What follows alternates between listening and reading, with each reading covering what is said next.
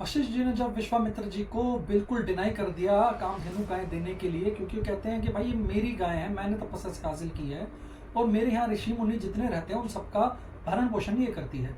विश्वामित्र जी गुस्सा होकर गाय को जबरदस्ती खींच के घसीट के ले जाने की कोशिश करते हैं। साथ में उनके सैनिक भी उस गाय को धक्का मार रहे हैं। वो गाय इतना परेशान हो जाती है, मन में सोचती है कि मैंने ऐसा क्या पाप किया है कि ये राजा मुझे ऐसे खींच के लेके जा रहा है, क्या वशिष्ठ जी ने मेरा त्याग कर दिया है। वो बेचारी रोती चित्कारती हुई, सबको धक्का मारती हुई वापस भागती हुई वशिष्ठ जी के पास आ जाती है। उन्हें कहती है कि मैंने ऐसा क्या किया कि आप मुझे त्याग दिए हैं, ये राजा मुझे ऐसे घसीट के लेके जा रहा है। तो वशिष्ठ जी कहते हैं कि मैंने तुम्हें त्यागा नहीं है, उसके पास बल बहुत ज़्यादा है इसलिए वो ज़बरदस्ती तुम्हें लेके जा रहा है। तब वो गाय कहती है कि ऐसा हो ही नहीं सकता, आपके अंदर जो बल है, ब्रह्म बल जो है वो क्षत्रिय बल से काफ़ी ज़्यादा है, आप इसको रोको। तब वशिष्ठ जी कहते हैं शबला को, एक काम करो, तुम कुछ सेना की उत्पत्ति करो। तब वहां पे देखते ही देखते शबला बहुत से सैनिक उत्पन्न कर देती है, क्योंकि शबला के पास पावर थी, काम नहीं, वो जो कुछ भी उससे मांगो वो दे देती थी। यहाँ पे वशिष्ठ जी की तरफ से शबला ने सैनिक उत्पन्न कर दिए, उधर विश्वामित्र जी के सैनिक आपस में भिड़ जाते हैं और जो वशिष्ठ जी के सैनिक हैं वो उन्होंने विश्वामित्र जी के सैनिकों को मारना शुरू कर दिया। विश्वामित्र जी ये देख के गुस्सा हो जाते हैं और अपने अस्त्र निकालते हैं और उन सैनिकों को मारना शुरू कर देते हैं और सारे सैनिक मार देते हैं। उसी समय वशिष्ठ जी बोलते हैं वापिस शबला को कि अब और सैनिक उत्पन्न करो। तब शबला उत्पन्न करती है वहां पे कंबोज नाम के सैनिक, बर्बर नाम के सैनिक, मलिच्छ नाम के सैनिक, ये सब शबला के अलग अलग बॉडी पार्ट से उत्पन्न होते हैं। बहुत भयंकर, बहुत पावरफुल रथ घोड़े हाथियों के साथ पैदा हुए और जाके अटैक कर देते हैं विश्वामित्र जी की सेना के ऊपर, सबको मार देते हैं। इधर विश्वामित्र जी गुस्से में आके उन सैनिकों को मारते हैं और विश्वामित्र जी के 100 पुत्र इन सबको देख के गुस्सा हो जाते हैं और वो वशिष्ठ जी के ऊपर अटैक कर देते हैं। वशिष्ठ जी सिर्फ एक हुंकार मारते हैं जिससे वो सारे पुत्र भस्म हो जाते हैं। विश्वामित्र जी को इतनी लज्जा आती है, इतना शेम लगती है कि यार मैं इतना बड़ा राजा, इतनी बड़ी सेना के साथ, इतने अस्त्र शस्त्र के साथ आया, पर ये एक ऋषि ने मेरे को हरा दिया। वो इतने लज्जित हो जाते हैं कि उनका सिर्फ एक पुत्र जीवित बचता है।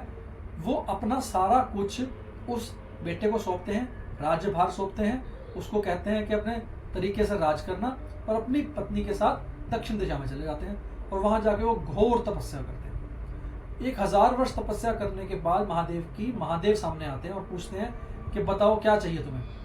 तब वो कहते हैं कि अगर आप प्रसन्न हो तो मुझे अंग, उपंग, उपनिषद और रहस्यों के साथ धनुर्वेद मुझे दे दो। साथ में देवताओं के, राक्षसों के, गंधर्वों के, यक्षों के, नागों के पास जो जो अस्त्र शस्त्र हैं सब मेरे मन के अंदर आ जाए, मैं जब चाहूँ वो प्रकट हो जाए। महादेव कहते हैं एवं अस्तु। ये बातें सुनकर विश्वामित्र जी को इतना अहंकार होता है, इतना घमंड होता है कि भाई अब तो वशिष्ठ को मरा ही समझे कि अब तो मैं मार ही दूंगा उसको। अपने सारे अस्त्र शस्त्र लेके वशिष्ठ जी के आश्रम पहुंचते हैं और वहां पे अपने दिव्यास्त्रों से अटैक कर देते हैं। वहां पे रहने वाले जितने ऋषि मुनि संत थे वो सब देख के डर के भागने लगते हैं। पशु पक्षी जो वहां पे रहते थे वो सब भी परेशान हो जाते हैं, वो भी भागते हैं, मतलब कई मर जाते हैं। जिससे वशिष्ठ जी परेशान होकर उनको बोलते हैं कि रुक जाओ, मैं इस गादी पुत्र को अभी समाप्त कर देता हूँ। गुस्से में आके वशिष्ठ जी अपना ब्रह्मदंड उठाते हैं और खड़े हो जाते हैं सामने विश्वामित्र के। वो कहते हैं कि मैंने इतने सदियों के साथ ये इतना तपस्या करके ये सब कुछ कमाया था, सब कुछ जोड़ा था, मेरा आश्रम तूने तबाह कर दिया। जो तुझे अहंकार हो गया ना अपने अस्त्रों का, ये मैं सब खत्म कर देता हूँ अभी। आजा, देखा तेरे पास कितने अस्त्र हैं।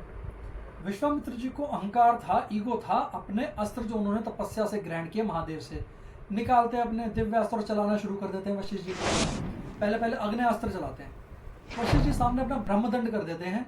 वो अग्नेयास्त्र ऐसे शांत हो जाता है जैसे अग्नि के ऊपर पानी डाल दिया हो।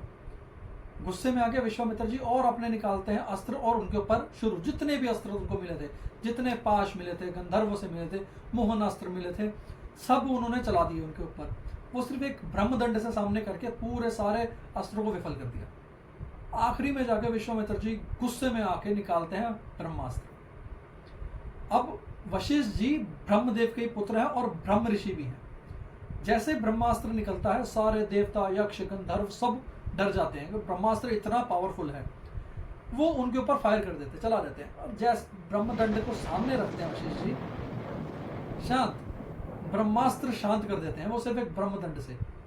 और उस टाइम तक वशिष्ठ जी बिल्कुल गुस्से में आ चुके हैं, बिल्कुल भर चुके हैं उनसे लड़ते लड़ते ही। तब विश्वामित्र जी को रियलाइज होता है कि यार जब मैंने ब्रह्मास्त्र तक चला दिया उसके बाद भी इनका मैं कुछ बिगाड़ नहीं पाया, तो शर्म आनी चाहिए मेरे को। इतनी लज्जा आती है उनको। वो कहते हैं कि भाई क्षत्रिय बल तो कुछ नहीं है, ब्रह्म बल ही है जो सबसे बड़ा बल है। दूसरी तरफ देवता वगैरह वशिष्ठ जी को गुस्सा हुआ देख के उनके पास आके कहते हैं कि वशिष्ठ जी आप शांत हो जाइए, विश्वामित्र जी हार चुके हैं, अब आपको इससे आगे कुछ नहीं करना चाहिए। वशिष्ठ जी शांत हो जाते हैं। विश्वामित्र जी लज्जित होकर वहां से चले जाते हैं और कहते हैं कि अब मैं ब्रह्म बल ही हासिल करूंगा, और सब छोड़ छाड़ के वन में जाके वो घोर तपस्या करते हैं। सिर्फ खाने में फल और फूल ये खा रहे हैं वो। 1000 वर्ष उन्होंने तपस्या की। घोर तपस्या करने के बाद ब्रह्मदेव देवताओं के साथ आते हैं और उनको कहते हैं कि विश्वामित्र जी आपने राज ऋषियों तक का लेवल पार कर लिया है, तो आज से आप राज ऋषि हो गए हो। वो इतना बोल के वहां से चले जाते हैं। देवता अपने स्वर्गलोक में और ब्रह्मदेव ब्रह्मलोक में चले जाते हैं स्वर्गलोक होते हुए। विश्वामित्र जी को शर्म आती है कि मैंने इतनी घोर तपस्या की, उसके बाद भी मैं सिर्फ राज ऋषि हूं, जबकि वो चाहते क्या थे, ब्रह्म ऋषि, मतलब वशिष्ठ जी का लेवल चाह रहे थे वो। तब उन्होंने कहा कि मैं अब और घोर तपस्या करूंगा। वो और गहरी घोर तपस्या में लग गए। दूसरी तरफ इक्ष्वाकु वंश के एक राजा थे त्रिशंकु नाम के, जिनके मन में ख्याल आया कि मैं कोई ऐसा यज्ञ करूं या कुछ ऐसा करूं जिससे मैं सहशरीर ही स्वर्ग चला जाऊं। अपने कुल गुरु के पास जाते हैं। कुल गुरु वशिष्ठ जी हैं उनके, कि वशिष्ठ जी कुल गुरु आप के गुरुदेव कुछ ऐसा कीजिए कि मैं सहशरीर ही स्वर्ग चला जाऊं। वशिष्ठ जी कहते हैं ये असंभव है, क्योंकि जो भी इंसान आया है धरती पे वो मर के ही फिर कहीं स्वर्ग या नरक जाता है। वो उनकी जो रिक्वेस्ट है उसे डिनाई कर देते हैं। परेशान होके वो वापस साउथ की तरफ जाते हैं और वहां जाके जो वशिष्ठ जी के पुत्र हैं जो वहां पे तपस्या करते हैं उनको जाके कहते हैं कि गुरुपुत्रों, कि मैं तुम्हारे शरण में आया हूँ, शरणागत की रक्षा करो, शरणागत की हेल्प करो, मुझे ऐसा कुछ कर दो कि मैं सहशरीर ही स्वर्ग चला जाऊं। कोई ऐसा यज्ञ करो, क्योंकि वशिष्ठ जी से मैंने प्रार्थना की, उन्होंने मुझे मना कर दिया, तो मेरे तो लास्ट होप आप ही हो। आप लोग प्लीज ऐसा कुछ कर दो कि मैं सहशरीर ही स्वर्ग चला जाऊं। और वहीं दूसरी तरफ विश्वामित्र जी घोर तपस्या कर रहे हैं ब्रह्म ऋषि बनने के लिए, जब त्रिशंकु इस तरफ आए हैं वशिष्ठ जी के पुत्रों के पास। अब वशिष्ठ जी के पुत्र उनकी सहायता करेंगे, क्या वो स्वर्ग जा पाएंगे, विश्वामित्र जी इसके अंदर क्या करेंगे, ये जानने के लिए आप लोग जुड़े रहिए, इस चैनल को सब्सक्राइब कर लीजिए। हम अगली वीडियो में मिलेंगे, तब तक के लिए जय श्री राम।